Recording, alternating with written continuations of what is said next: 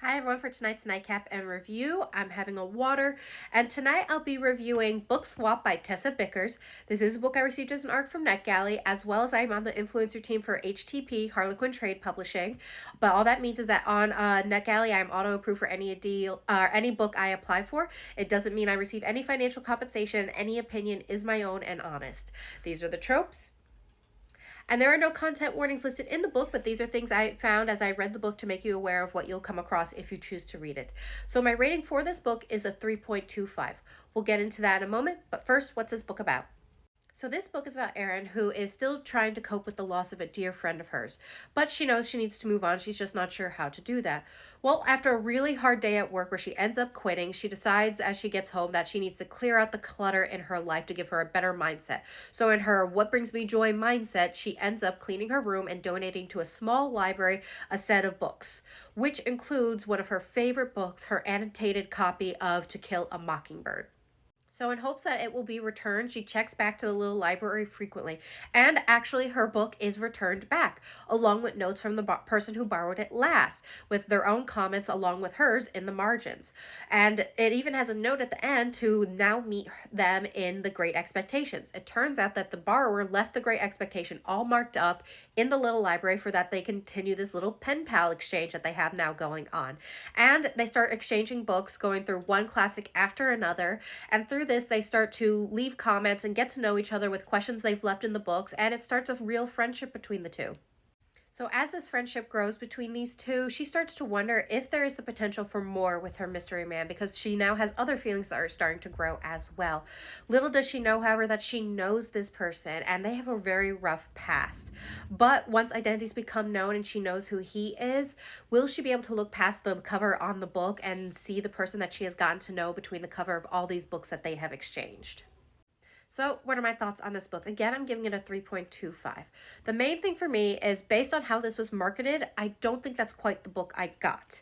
What I mean by that is that based on the marketing promos I've seen, based on the description as well as the cover, I expected this to be a romantic comedy with a bookish twist on You Got Mail. If you remember that movie, your back probably hurts like mine, and that's what I was expecting going into this book. And while there is romance in this book, it's more of a subplot for me. Really, this book deals with a lot heavier subjects like the loss of a friend, grief, depression, and rough family situations.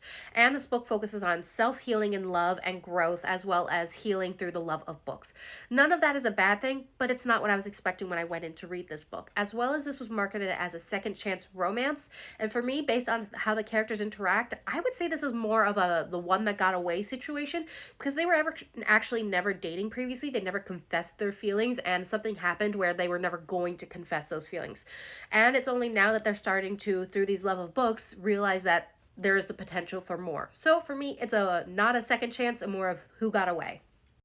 Now, with the romance, I will also say, along with it being a subplot, I didn't quite believe in the love aspect of the romance. What I mean by that is that, yes, they exchange books and get to know each other over these books and ask questions, but most of these questions I felt were like standard questions, like interview questions or getting to know someone. A couple were more in depth, but they weren't questions that would stir feelings of love. They would be a great foundation for going, I'm intrigued by this person. I want to get to know them more.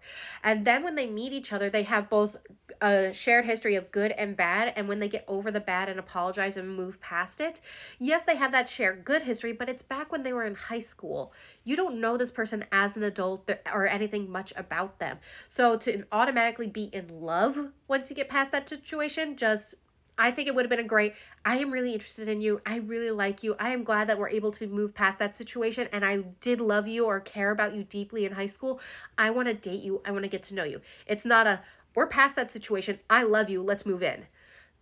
It didn't quite make sense, that jump for me. It just felt like there was a little less foundation for a relationship at that point to be at in a I love you situation. But that's a me problem. That might not be a situation or something other people have a problem with.